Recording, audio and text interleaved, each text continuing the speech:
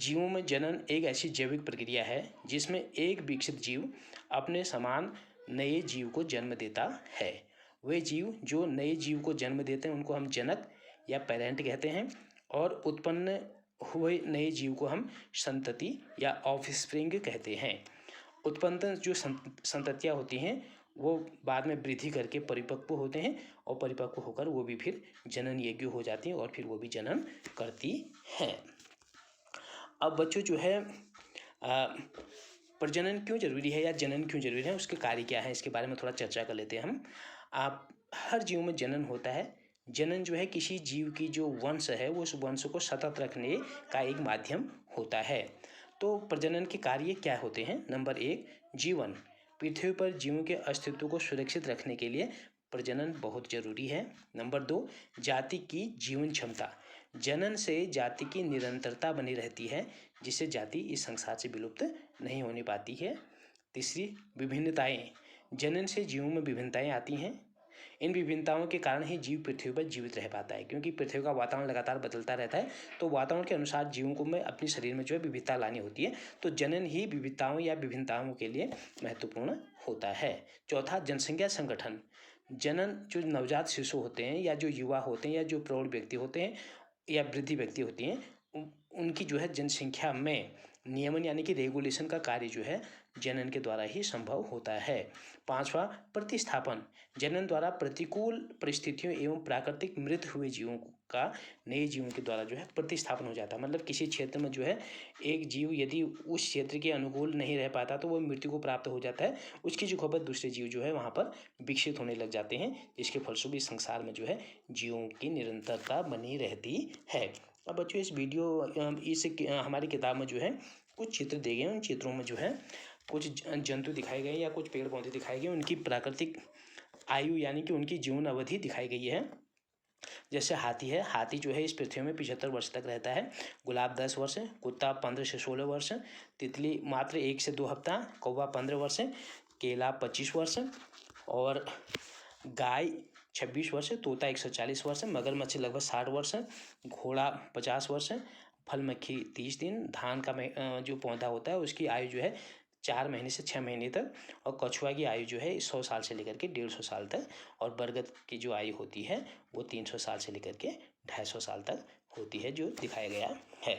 अब बच्चों जनन के बारे में पढ़ लिया और जनन क्यों आवश्यक है भी पढ़ लिया। अब हम पढ़ते हैं जनन के प्रकार। अब इस पृथ्वी में जितने भी सजीव हैं यानी कि जिनमें प्राण होता है उनमें काफ़ी अधिक विविधता पाई जाती है। हर जीव जो है दिखने में समान नहीं होता है, तो जिस प्रकार से उनमें शारीरिक विविधता पाई जाती है उसी प्रकार से उनमें जनन संबंधी विविधता भी पाई जाती हैं। तो मुख्यतः देखने में ये आता है जितने भी सजीव इस संसार में हैं उनमें जनन जो है 2 प्रकार से होता है, अलैंगिक जनन एवं लैंगिक जनन। अब अलैंगिक जनन और लैंगिक जनन में एक छोटा सा अंतर है। अलैंगिक जनन जो है इस जनन में जो है नर और मादा जीव की आवश्यकता नहीं पड़ती है। एक ही जीव से जो है अलैंगिक जनन में जो है एक ऐसी विधि है जिसमें एक ही जीव जो है जनन द्वारा जो है संतति उत्पन्न कर लेता है, अर्थात इसके लिए नर मादा जीव की आवश्यकता नहीं होती है। और अलैंगिक जनन से उत्पन्न जो संतान होती है उसको हम क्लोन भी कहते हैं, क्योंकि वो आनुवांशिक रूप से और कार्यकीय रूप से जो है अपने पैतृक जीव के समान होती है। और लैंगिक जनन जो है, लैंगिक जनन एक ऐसी विधि है जिसमें नर और मादा जीव की आवश्यकता पड़ती है। नर और मादा जीव में जो है नर युग्मक और मादा युग्मक बनते हैं, फिर उन युग्मकों के निर्माण के बाद जो है युग्मक मिलते हैं जिसको हम युग्मक संलयन कहते हैं। तत्पश्चात जो है युग्मकों के मिलने से जो है युग्मनज बनता है, और उसके बाद जो है नई संतति की उत्पत्ति होती है। थोड़ा जटिल प्रक्रिया होती है लैंगिक जनन, किंतु अलैंगिक जनन जो है एक सरल प्रक्रिया है जीवों के जनन की। तो आइए हम चर्चा करते हैं अलैंगिक जनन की। पहले मैं बता चुका हूँ कि अलैंगिक जनन के लिए जो है नर और मादा जीवों का होना जरूरी नहीं है। इस जनन में जो है एक ही संतति से जो है एक ही जीव से जो है नई संतति उत्पन्न होती है। और इस जनन में जो कोशिकीय विभाजन बच्चों आप जानते हैं 2 प्रकार का होता है, समसूत्री और अर्धसूत्री। तो अलैंगिक जनन में जो है कोशिका विभाजन समसूत्री प्रकार का होता है, जबकि लैंगिक जनन में अर्धसूत्री कोशिका विभाजन होता है, जिसके बारे में आपको पहले बताया गया है। तो अलैंगिक जनन जो है यह देखने में आता है कि उसमें जो कोशिका होती है, कोशिका का विभाजन जो है समसूत्री प्रकार का होता है। और एक और दूसरी चीज़ जान लेने की आवश्यकता है कि अलैंगिक जनन जो होता है वो निम्न कोटि के जीवों में ही पाया जाता है, अर्थात वे जीव जिनकी शारीरिक संरचना बहुत सरल प्रकार की होती है या जो अकशेरुकी होती है जिसमें रीढ़ की हड्डी नहीं पाई जाती है, इन जीवों में जो है अलैंगिक जनन देखने को मिलता है। और उच्च कोटि के जो जीव हैं उनमें तो लैंगिक जनन ही होता है, किंतु पौधे जो उच्च कोटि के पौधे हैं जिसको हम एंजियोस्पर्म कहते हैं, इनमें भी लैंगिक जनन पाया जाता है, किंतु जो लैंगिक जनन की विधि है उसको हम कायिक प्रवर्धन या कायिक जनन कहते हैं। तो बच्चों चलिए अब बात करते हैं हम अलैंगिक जनन के प्रकार। जीवों में जो अलैंगिक जनन होता है उनकी अनेक विधियां होती हैं। तो उसमें जो पहली विधि है अलैंगिक जनन की, उसको कहते हैं हम विखंडन। पहला जो अलैंगिक जनन का प्रकार है उसको कहते हैं विखंडन। विखंडन एक ऐसी प्रक्रिया है जिसमें जनक जीव या जनक जीव की जो कोशिका है वो 2 या 2 से अधिक समान या बराबर के खंडों में जो है विभक्त हो जाती है और प्रत्येक खंड जो है नए जीव को जन्म देता है। विखंडन को पुनः 2 भागों में बांटा गया है।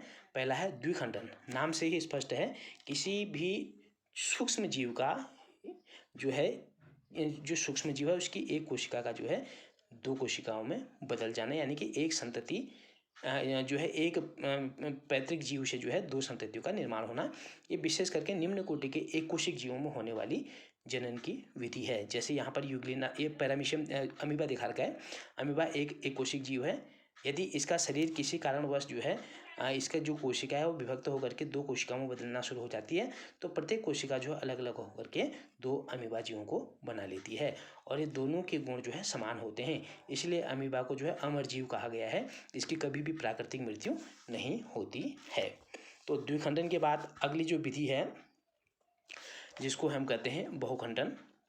बहुखंडन नाम से ही स्पष्ट है कि जब किसी जीव का शरीर यानी कि उसकी जीव की जो कोशिका है वह किसी कारण से जो है 1 से अधिक खंडों में यानी कि 2, 4, 6, 8 खंडों में जो है विभक्त हो जाती है और प्रत्येक खंड जो है एक नई जीव को उत्पन्न करता है या नई संतति को उत्पन्न करता है, तो उसको हम बहुखंडन कहते हैं। अर्थात एक कोशिका से बहुत सारी कोशिकाओं का अर्थात जीवों का निर्माण होना बहुखंडन कहलाता है।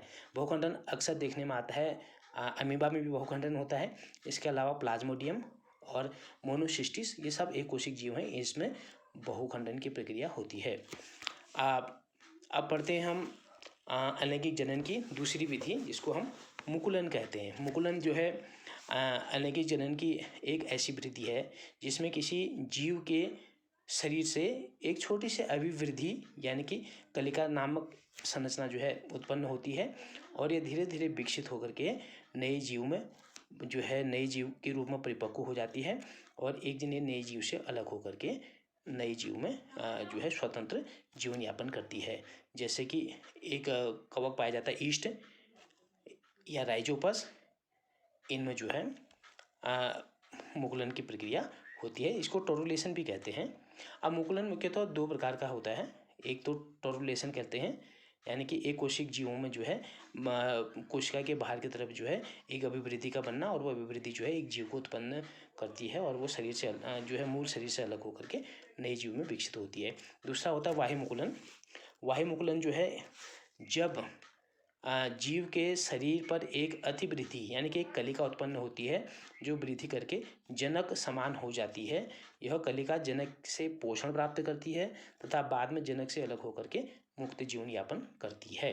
जैसे कि हाइड्रा बहुकोशिक जीव है किंतु सरल प्रकार का जीव है। इसमें जनन की जो मुख्य विधि है वो मुकुलन है और मुकुलन का कौन सा प्रकार, वायु मुकुलन यहाँ पर दिखाया गया है। यह हाइड्रा है। हाइड्रा में धीरे धीरे जो है एक बाहर को कलिका निकल रही है जिसको हम वाह्य मुकुलन कहते हैं। यह वाह्य मुकुलन धीरे धीरे विकसित हो रहा है और विकसित होकर के एक दिन जो है अपनी जनक हाइड्रा से अलग होकर के ये एक स्वतंत्र हाइड्रा के रूप में जीवन यापन करता है, तो ये कहलाता है वाह्य मुकुलन।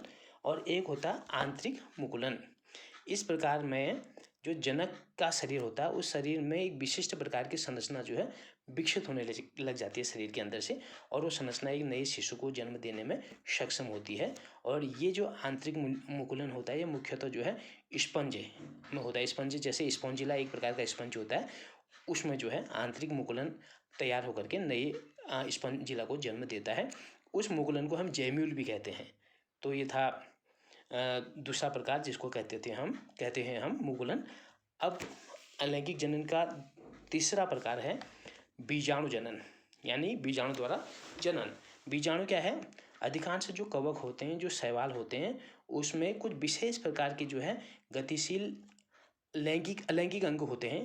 उन अलैंगिक अंगों में जो है विशेष प्रकार के बीजाणु बनते हैं। वो या तो अचल बीजाणु होते हैं या चल बीजाणु होते हैं। यानी कि अचल बीजाणु मतलब जो अचल होते हैं, मूवमेंट जिनमें नहीं होता है, या चल बीजाणु जिसमें मूवमेंट होता है। ये कुछ विशेष जो है बीजाणु बनते हैं और ये बीजाणु जो है एकोशिक होते हैं।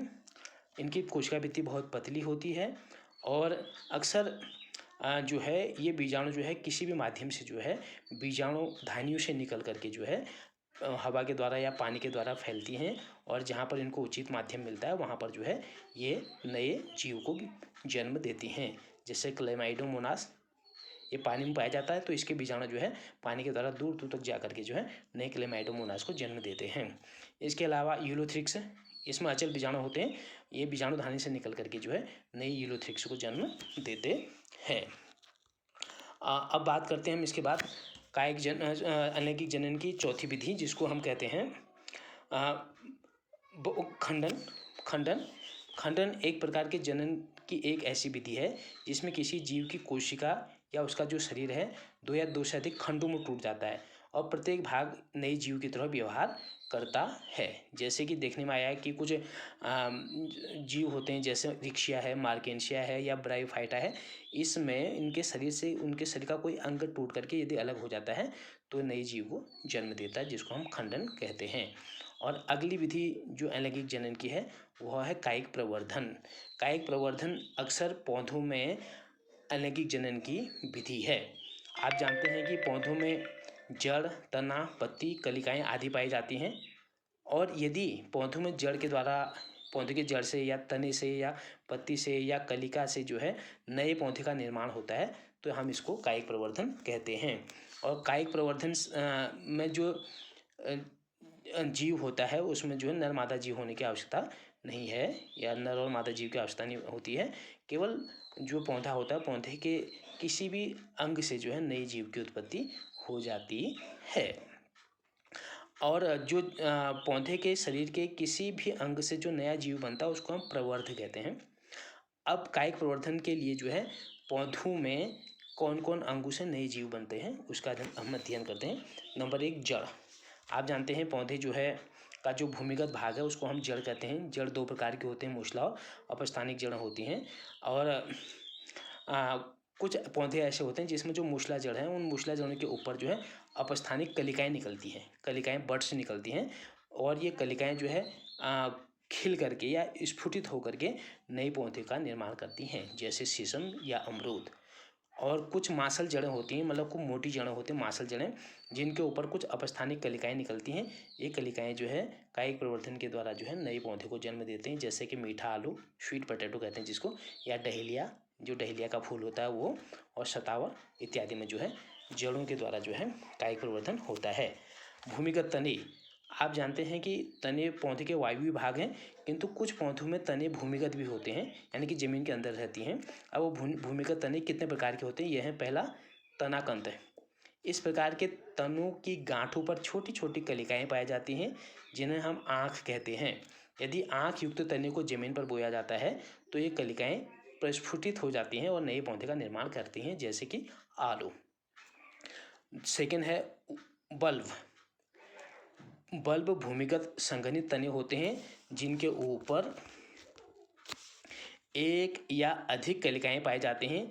जब इनको जमीन में बोया जाता है तब बल्ब के अंदर पाए जाने वाली जो छोटी छोटी कलिकाएं होती हैं वो प्रस्फुटित होकर के नए पौधे को जन्म देते हैं, जैसे कि लहसुन और प्याज, वो तो आपने देखा ही है। अगला घनकंद। ये घनकंद जो है वास्तव में अशाखित, बिना शाखा के भूमिगत फूले हुए तने होते हैं, जैसे कि अरबी इत्यादि, जिनके ऊपर वृत्ताकार गांठें होती हैं। इन्हीं गांठों पर कलिकाएं पाए जाते हैं जो नए पौधे को जन्म देती है, जैसे जमीकंद होता है, अरबी है, पिनालू है, इत्यादि इत्यादि। अगला है प्रकंद। प्रकंद मुख्य भूमिगत तना होता है जिसमें विपरीत परिस्थितियों के लिए भोजन इकट्ठा रहता है। अनुकूल परिस्थितियों में वायवीय तनों को बनाने के लिए इनके ऊपर कलिकाएं पाई जाती हैं।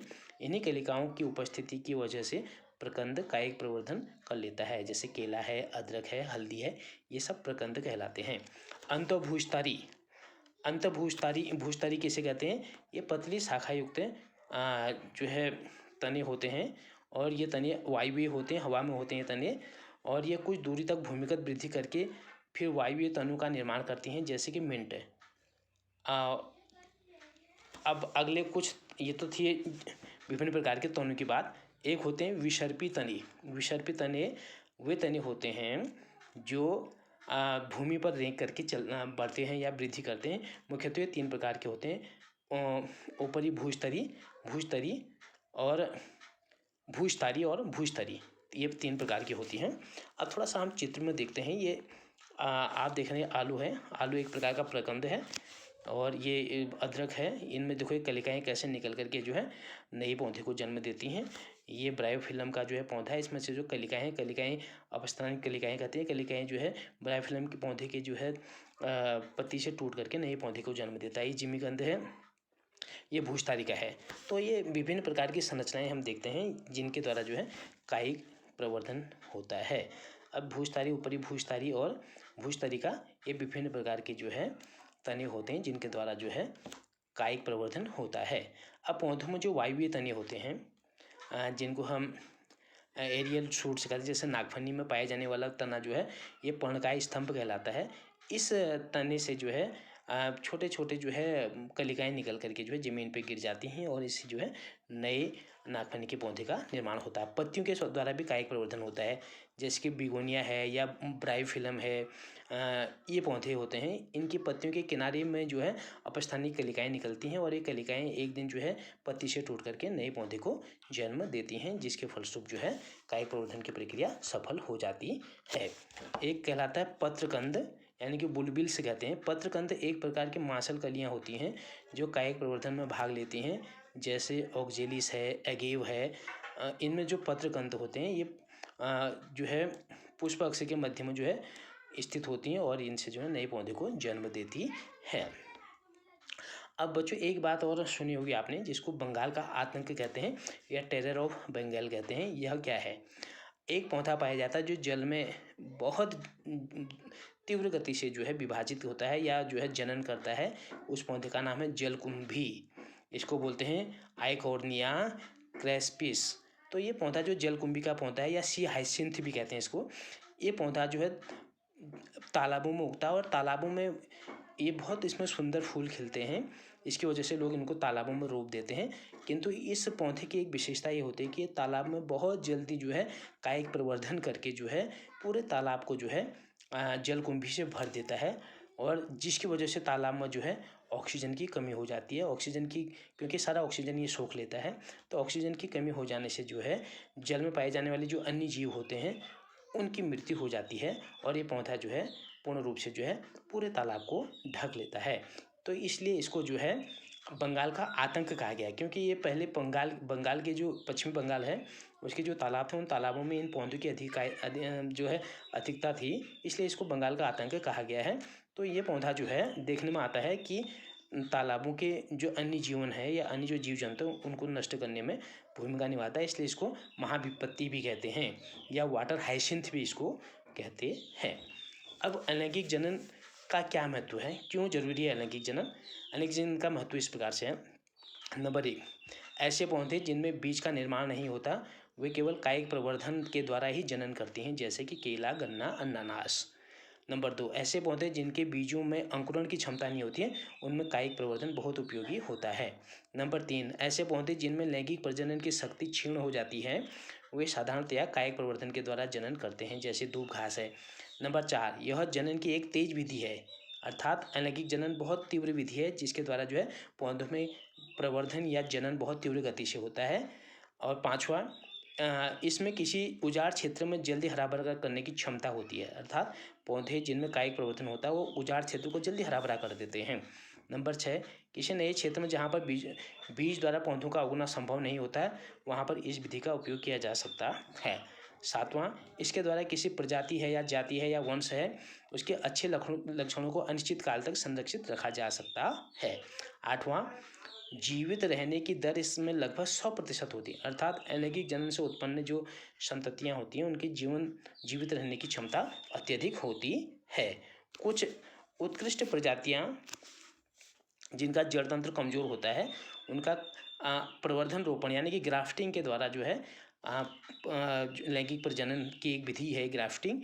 इसके द्वारा जो है नए पौधे बनाए जाते हैं जिसमें समय भी कम लगता है और जो है श्रम की भी बचत होती है। और 10वां, इस विधि से उत्पन्न पौधों में फल और फूल जल्दी आते हैं। तो बच्चों ये था कायिक प्रवर्धन। आज हम इतना ही पढ़ेंगे। अब ये था हमारा अलैंगिक जनन। आज हम इतना ही पढ़ेंगे। अलैंगिक जनन की हमने बहुत सारी विधियाँ इसमें पढ़ी, जैसे कि हमने विखंडन पढ़ा। विखंडन की 2 प्रक्रिया पढ़ी थी हमने, द्विखंडन और बहुखंडन। इसके अलावा हमने जो है मुकुलन पढ़ा, बीजाणु जनन पढ़ा और इसके अलावा कायिक प्रवर्धन पढ़ा, पुनरुद्भवन पढ़ा और बंगाल का आतंक क्या कहलाता है ये पढ़ा और अलैंगिक जनन का महत्व क्या है ये पढ़ा। अब कल हम वीडियो बनाएंगे, उसमें कल पढ़ेंगे हम लैंगिक जनन के बारे में। आज इस वीडियो को आप ध्यान से देखिए और इसमें जो कुछ बताया गया उसका मनन करिए। इस वीडियो से संबंधित कुछ महत्वपूर्ण जो प्रश्न होंगे उन प्रश्नों को मैं आज अभी आपको देता हूं। इनको आप नोट करेंगे अपनी कॉपी में और इसके उत्तर भी मैं आपको देता हूं। उत्तर को आप लिखेंगे और मुझे जो है कॉपी की फ़ोटो खींच करके भेजेंगे। मैं देखना चाहूँगा कि कौन बच्चा जो है कितनी जल्दी काम कर लेता है। और ये कोरोना का समय है, आपके पास पर्याप्त समय घर पर है, आप समय को बर्बाद मत करिए। अपने घर में रहकर जो है आप सुरक्षित भी रहें और अपने घर में रहकर जो है स्वाध्याय करें, पठन पाठन करें। और जहाँ पर कोई चीज़ कठिन लगती है तो आप अपने सब्जेक्ट टीचर जो हैं उनसे जो है आप व्हाट्सएप के द्वारा या फ़ोन कॉल के द्वारा जो है सुझाव ले सकते हैं, मार्गदर्शन ले सकते हैं। तो ये वीडियो मैं अभी समाप्त करता हूँ, फिर कल मिलते हैं।